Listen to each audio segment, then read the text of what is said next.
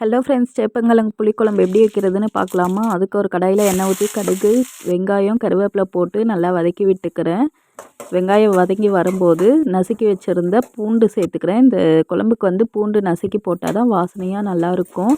இப்போ வந்து தக்காளி 2 அரைச்சி வச்சுருக்கேன். இந்த தக்காளியை எடுத்து அப்படியே ஊற்றிக்கிறேன். பியூரியை ஊற்றி நல்லா மிக்ஸ் பண்ணி விட்டுக்கலாம். இது கூட வந்து மிளகாத்தூள் கொஞ்சம் போட்டுக்கிறேன்.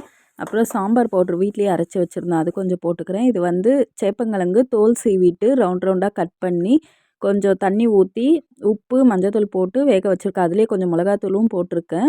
இப்போ புளி கரைசல் ஊற்றிக்கலாம். இந்த தக்காளியெல்லாம் வதங்கி வந்ததுக்கப்புறம் புளி கரைசல் ஊற்றிட்டு நல்லா கலந்து விட்டுடலாம். இது வந்து நம்ம குழம்புக்கு எவ்வளோ தண்ணி தேவையோ அவ்வளோ தண்ணி ஊற்றி அட்ஜஸ்ட் பண்ணிக்கலாம். நான் வந்து கிழங்கு வேக வைக்கும்போது உப்பு போட்டிருக்கிறதுனால இப்போ குழம்புக்கு தேவையான கொஞ்சமான உப்பு மட்டும் நான் சேர்த்துக்கிறேன். நல்லா சேர்த்து கலந்து விட்டுக்கலாம். கலந்து விட்டுட்டு மூடி போட்டு ஒரு 10 நிமிஷம் குழம்ப வந்து நல்லா கொதிக்க வச்சுக்கலாம். குழம்பு பாருங்கள் கொதித்து இந்த மாதிரி கெட்டியாயிட்டு வரும். 10 நிமிஷம் கழித்து நீங்கள் நடுவில் கலந்து விட்டுக்கலாம். இல்லைனா அடி பிடிச்சிக்கும் சாம்பார் பவுட்ரு சேர்த்த மாதிரி இருந்தால். பாருங்கள் இப்போ நல்லா கெட்டியாயிட்டு வந்திருக்கு. இந்த ஸ்டேஜில் நான் வேக வச்சுருந்த அந்த கிழங்கு வந்து அந்த தண்ணியோடவே சேர்த்துக்கிறேன். ஏன்னா அதில் மிளகாத்தூள், மஞ்சத்தூள், உப்பு எல்லாம் சேர்த்துருக்கோம் இல்லையா? அதனால் அந்த தண்ணியோடவே சேர்த்துக்கிறேன்.